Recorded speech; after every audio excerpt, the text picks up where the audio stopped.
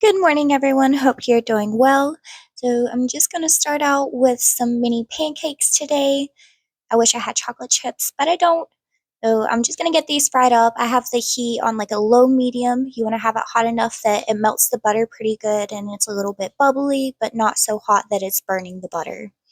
Now, you'll want to let these cook for a couple of minutes until you start seeing bubbles all over the pancakes. That's how you tell that they're ready to flip.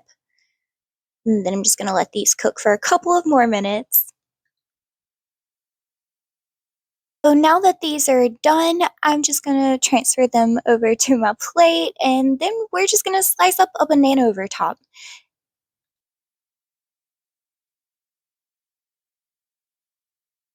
Another variation that you can do on this is to take and dip your bananas in the pancake batter and fry it, but I just wanted to do it this way. And then after that, I'm just going to add some syrup on top of that, and now I'm going to make my drink to go with breakfast. We are going to do a matcha latte. It's pretty simple. I just have some organic matcha I got off of Amazon. I did about a tablespoon of that, and if you want it stronger, you can do more, less strong, less. And I just added in just a little bit of hot water, enough to where I could get it mixed up into a liquid base. So you can let that cool for a second if it's too hot, but otherwise you can go ahead and add in some French vanilla creamer. And then I'm just going to add in a little bit of ice and milk. So there you have it, the easiest matcha latte that will actually taste good. Today I have my Monstera standleyana variegata. I'm not exactly sure which one it is, but it's variegated of some sort. So it's got some runners on it, so let me just show you.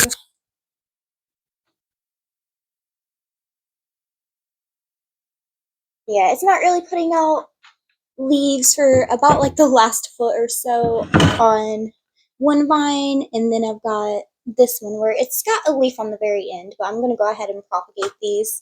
So I just have my kitchen shears here. We just want to make sure that we have some nodes in between each, and I like to leave a node after where I'm going to be cutting so that it will promote new growth. So this is one cutting. I'm just going to leave it as is, but you can cut up each of these individual nodes if you'd like. So 1, 2, 3, 4 nodes on here that you could cut in between and sprout individual plants. And then here's the really long one, which is starting to get a leaf at the end as well. And these really prefer to climb. I need to trellis this. I'm going to be doing a repot on this soon. Just like that. And this one is quite long, so I'm actually going to cut it in half. This is a good long stretched out node here, so I'll just chop it.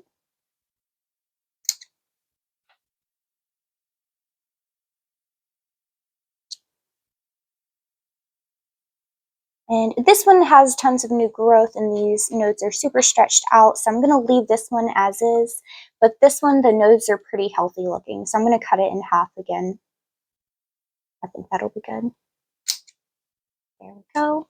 Oops.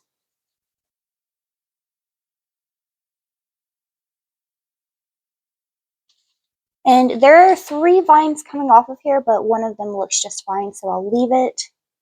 That would be this one.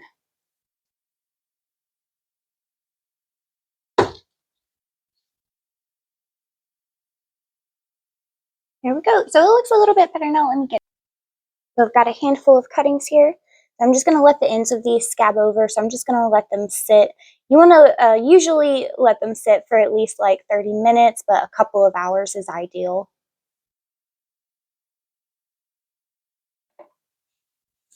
And that's what she looks like after her little cut.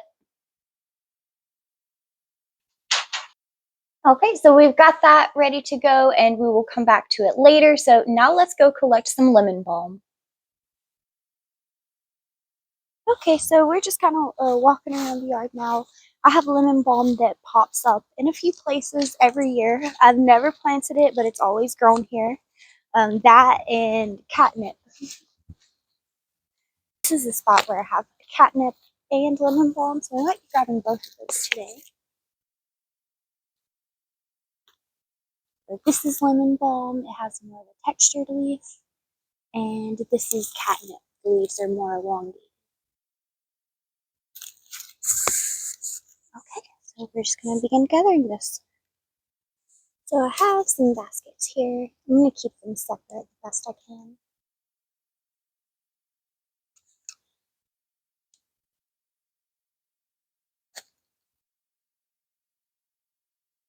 So whenever you're going and collecting herbs, you'll want to take probably no more than a third of the plant, and if you can, cut above wherever there's new growth coming in. So if you can see here, there are baby leaves. That was a great place to cut. So now we're going to do the same with these other branches.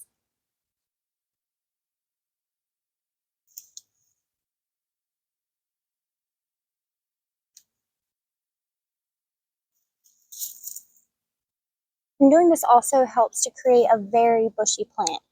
So you're actually going to get more herbs if you come through and trim them regularly. And collect some of the catnip.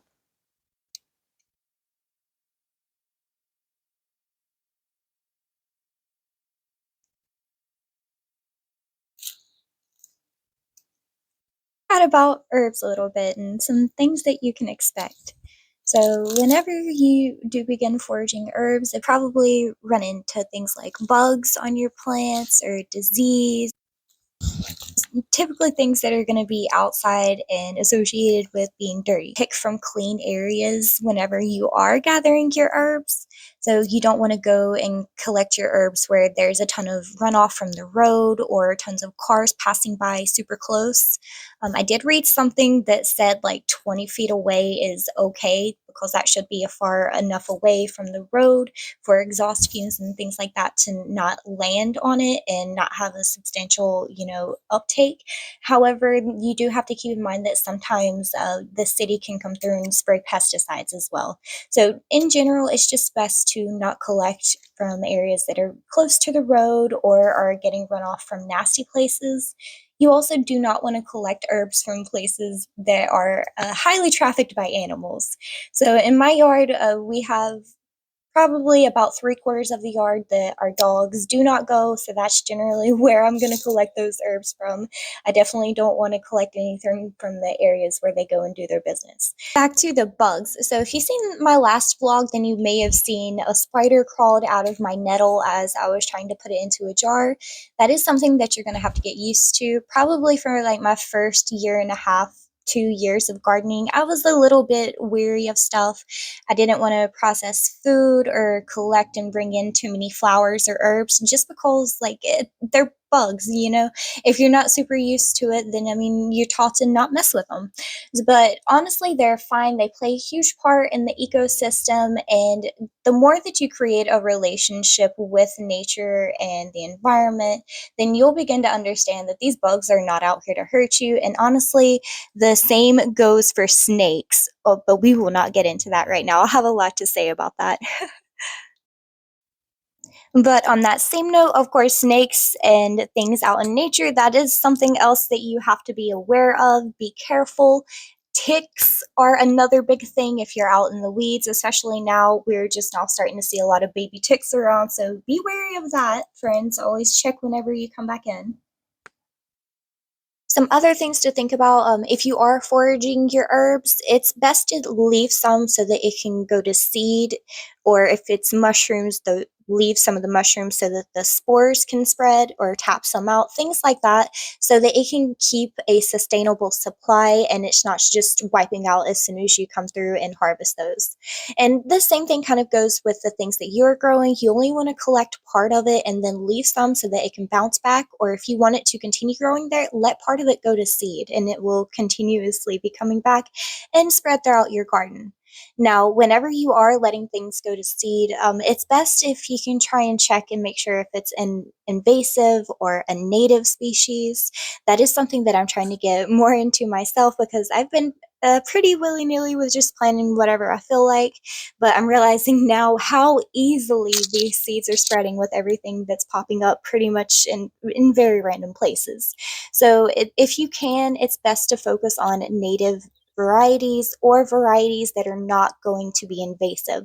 Because think of things like kudzu, it's, I believe, an Asian variety, and over there it does fine, but as soon as it got an environment over here, it absolutely takes over and it will destroy trees, houses, anything that it touches. So you just want to be mindful that you're not contributing to things like that. You'll also want to consider the amount of work that's going to go into these. So you may get all excited to do something, go in here and harvest a bunch of herbs, and then by the time you get done harvesting those herbs, you're tired and you don't actually want to do the work of having to wash them, lay them out to dry, and then later process and store them.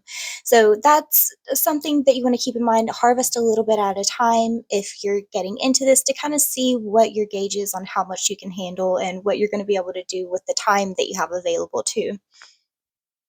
I also want to talk about the fact that when you're foraging herbs, make sure that you're grabbing on to whatever it is that you think it is and not a look-alike. So if you're not positive, go back and do some more research for identifications just to make sure that it's not something that is toxic by touch or that it's not some kind of poison. Now, back to talking about flowers. So, when I was collecting my dandelions today, I ran across this little bee and I hung out with him for like 3 or 4 minutes, but I inserted a little bit of a shot in him eating all of the pollen from the dandelion.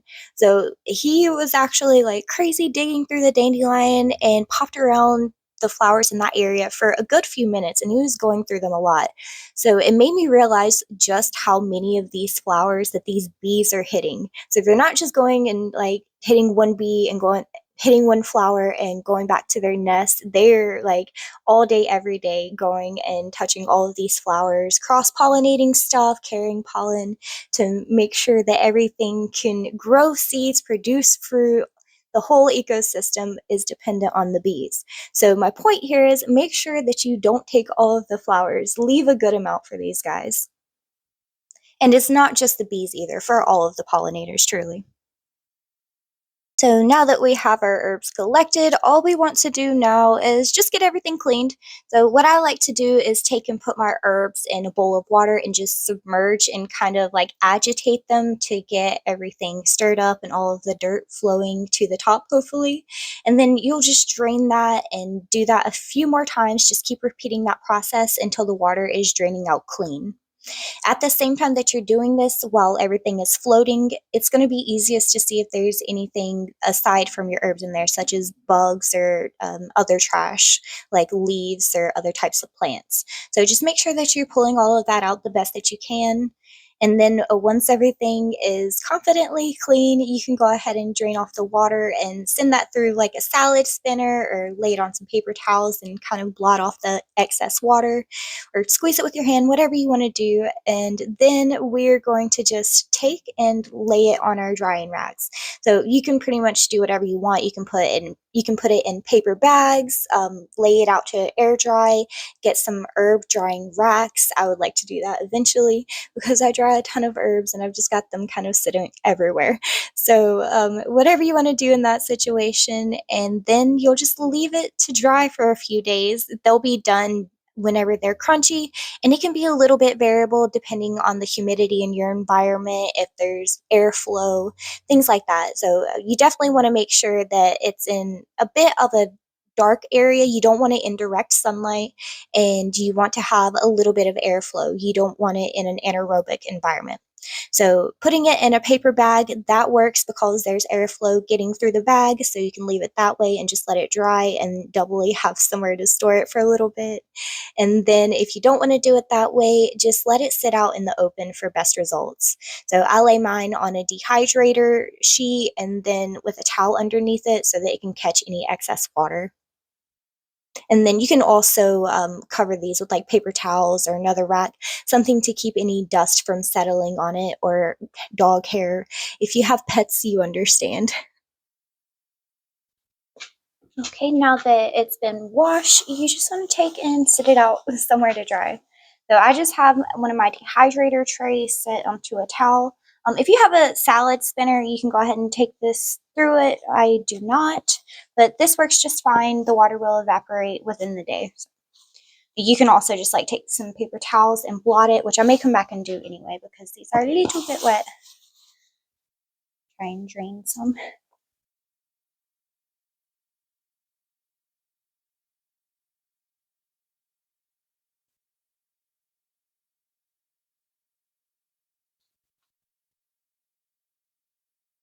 And they can be overlapping a little bit with your herbs, but you just want to make sure that they're not like piled on top of each other and that everything is able to get good airflow. Let me grab another tray.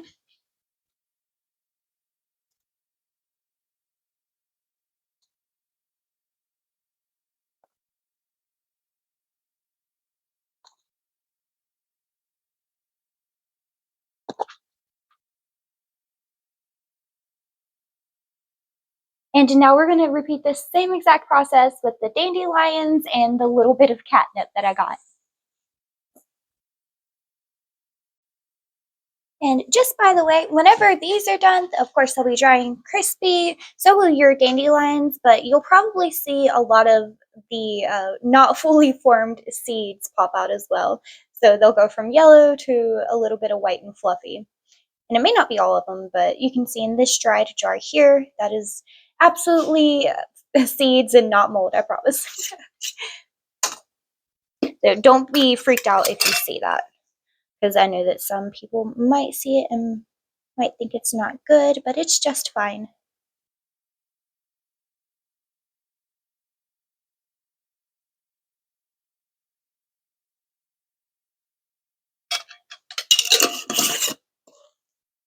Got all of our herbs cleaned up, so it's probably been an hour or two now.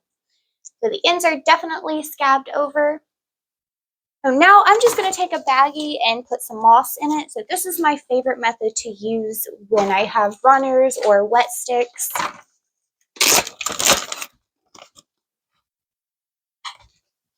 We want damp moss. I'm going to squeeze out the excess water.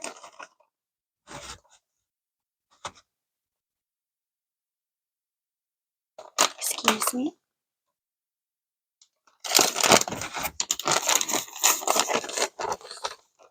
And then I'm just going to kind of spread the moss flat in the bag.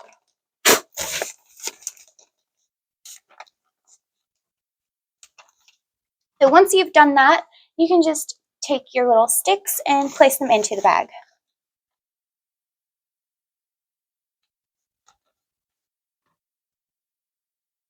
If you want, you can put a little bit of moss in the bag and lay the sticks on top, and then come back and add a little bit more moss on top of that to encase them.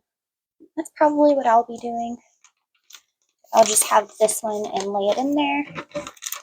So this is what the effect will look like before I put a little bit of moss on top of that.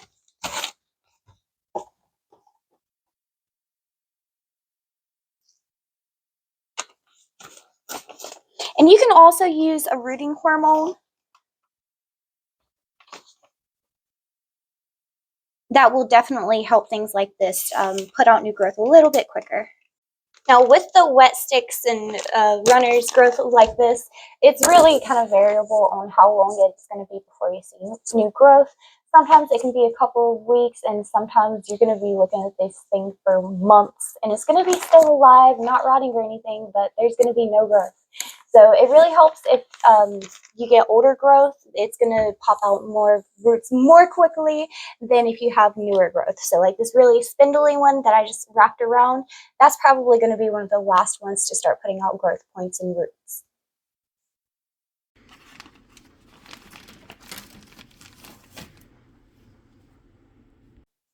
So I am out here trimming some of the perennials in this bed that I was supposed to do probably a good couple of weeks ago. Here's my pile of sticks. And these are the plants that they've come off of. So you can see, well, this is one plant. There's the base, and then this is a stem that's come off of it that I'm actually just going to come back and cut that good growth off so that I can dry it. So I'm keeping that part. So that is why it is still there, but it will soon be chopped off. And then here is another tiny plant. So here is our little stump, and then here is new growth coming back. So it will replenish itself now that I've cut all of this off of it. And I'll just take that to the compost. But real quick, let me show you what a healthy plant will look like if you keep it trimmed. So these are the third year for these thyme plants. This is one whole plant right here. And then this is another. You can see here's a little bit of growth that I had come back and chopped off a couple of weeks ago. And then we have new stuff that's starting to come in. And then I also have this sage here that I really didn't think was going to come back, because when I first pulled this, there were sticks coming out of the ground like this one, and they just snapped. Well, it started coming back from the pieces that were snapping like that, so I just left it alone. It was the first for me, but now it makes me rethink wanting to pull out stuff that I think is dead. Alright, so now that I've got all the pruning that I'm going to be doing with this, I'm just going to take and throw this at my compost pile. I won't mix it in because I'm actually probably going to keep it separate, because we are going to be putting in our garden beds, which is going to go back there here in the next couple of weeks, and then the compost pile is under this tree. So I'm going to take those back there, and I'm actually going to use them in the bottoms of my beds. So I'm going to try to do no dig for as much compost as I have. So what I'm going to do is layer little sticks and stuff and mulch and straw and compost, and just keep doing that for as much as I have. And it also is pretty much the same method if you want to do it in raised beds. That's how I did these. I just layered the bottoms with sticks and leaves and just kept layering from there. So these are going to work fabulously for that, and then they're also going to carry over that quality of being a pest deterrent because they still have the smell.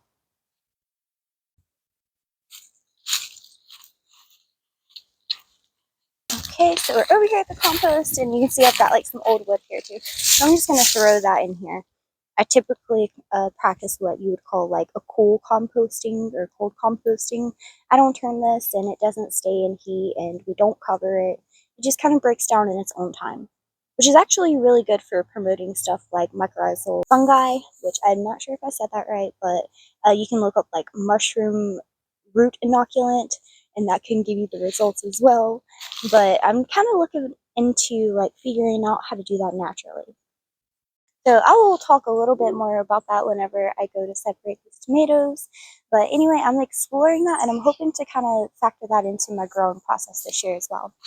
So we're going to end it here. Thank you so much for hanging out with me, and I hope that you have a great day. Bye!